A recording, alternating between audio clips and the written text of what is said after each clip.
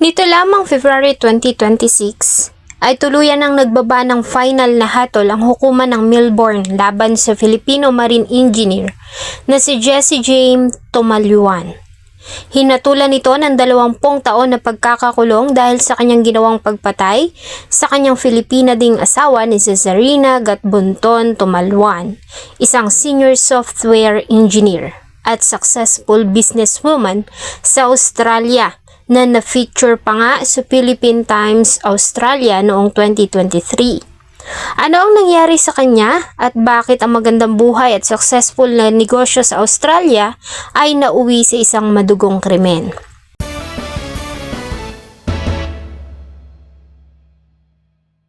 Siya si Cesarina Gatbunton, isang tipikal na Filipina na nagmula sa mahirap na pamilya. Sa kabila ng kahirapan ay hindi ito naging hadlang para makamit niya ang kanyang pangarap. Sa murang edad ay taglay na ni Zarina o mas kilala sa tawag na TOTS ang determinasyon, sipag at pagiging madiskarte. Nagawa niyang maitaguyod ang kanyang sariling pag-aaral at makapagtapos ng kolehiyo. Bata pa lang si Zarina ay pangarap na niya ang makarating sa ibang bansa. Dahil sa may mga kaanak sila na nasa ibang bansa naninirahan.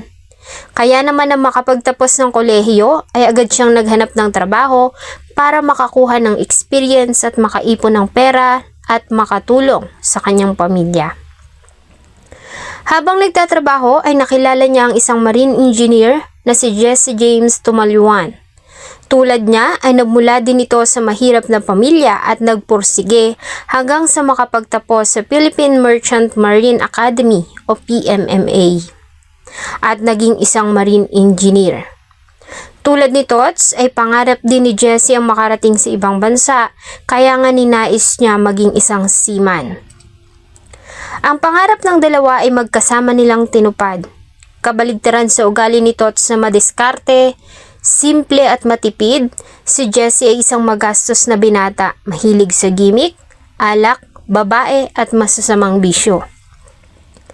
Subalit na makilala niya si Tots ay nagbago ito. Naging seryoso ito sa panliligaw, tinalikuran ng barkada, tinigil ang mga bisyo at nag-focus sa pagtatrabaho.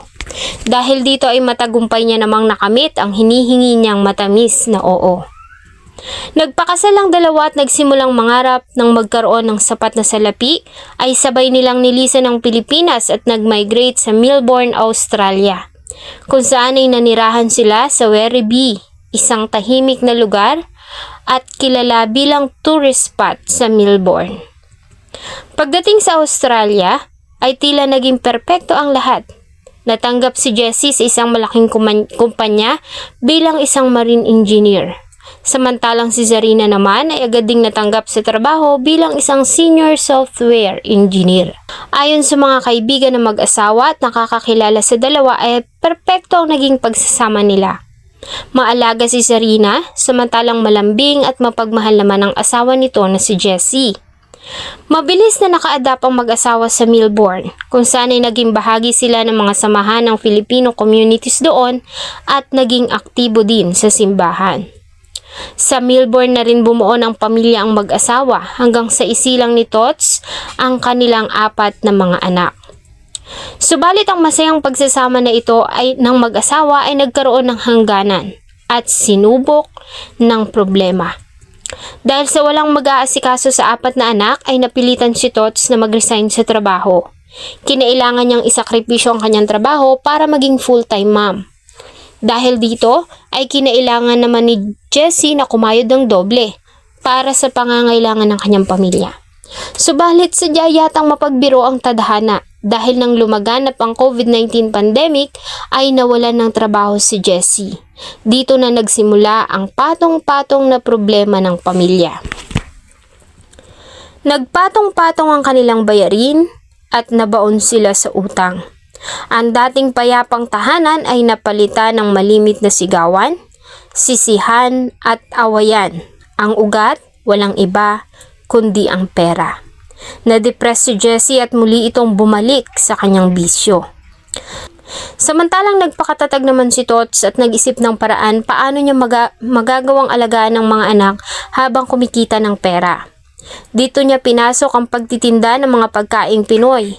Nagsimula lamang siya sa mga kakilala, kaibigan, at mga kasamahan nila sa simbahan. Subalit ang kinikita niya dito ay hindi sapat. Nang panahon na iyon ay sikat at laganap ang online selling dahil nga sa pandemic. Kaya naman dito niya na itinatag ang kanyang online shop na tinawag niyang Bellissima. Dahil walang pambayad sa pwesto ay nilinisan niya ang kanilang garahe at doon siya nagsimulang mag-display ng mga paninda at mag-live selling. Kahit nga walang karanasan sa harap ng kamera, ay lakas loob niya itong sinubukan para sa kanyang mga anak. Ang pagtitiyaga na ito ni Tots ay muling nagtagumpay. Dumami ang kanyang mga suki at nakilala siya sa Filipino community sa Australia. Taong 2023 ay naimbitahan siya sa Pinoy Entrepreneurs Expo at na-feature pa nga sa The Philippine Times Australia. Sa kabila ng tagumpay na nakamit ni Tots ay kabaligtaran naman ang asawa niya na si Jessie.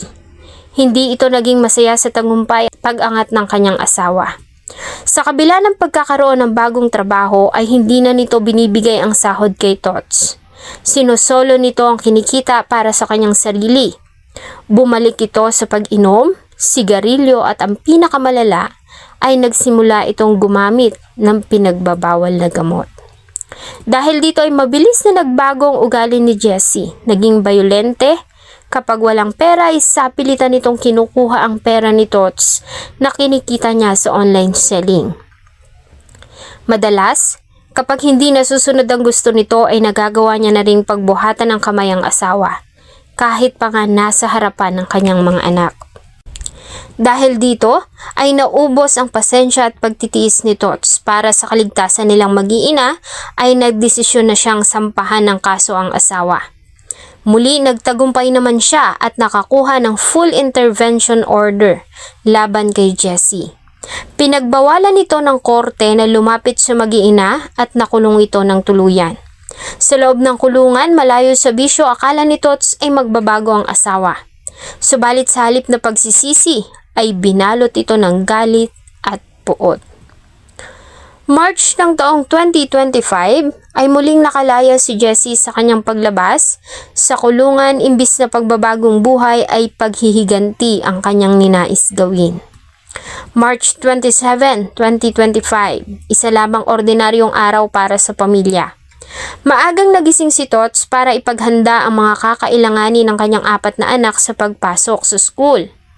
Matapos mapaliguan at makakain ng agahan, ay inihatid niya ang 4 sa school kabilang na ang kanyang bunso na nag-aaral noon sa Bethany Catholic Primary School. Nang maihatid ang anak ay nagmamadali naman siyang umuwi para asikasuhin ang kanyang negosyo. Lingid sa kanyang kaalaman ang panganib at kamatayan na naghihintay sa kanya. Pagdating ni Tots sa bahay ay dinata niya roon ang kanyang asawa na si Jessie. Muli, sa mahabang panahon na di pagkikita ay muli silang nagkaharap.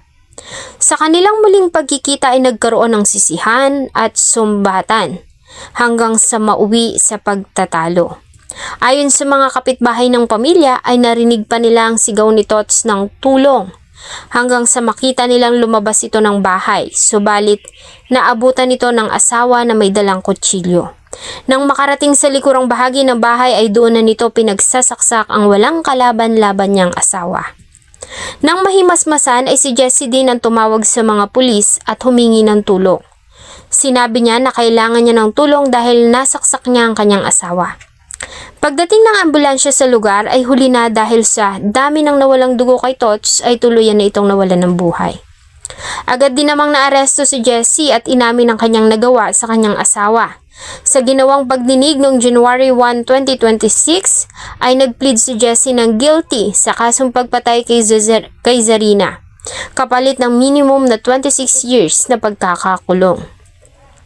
Ang nasabing sentensya ay nabawasan pa noong February 2026 dahil mula sa 26 na taon ay ibinaba pa ito ng 20 taon na pagkakakulong. Sa ngayon si Jessie ay nakakulong pa rin at pinagbabayaran ng kanyang ginawa sa Melbourne. Samantala ang lubos na naapektuhan ng pangyayari ay ang naulilang 4 na anak ni Zarina na nasa pangangalaga ngayon ng kanyang pamilya.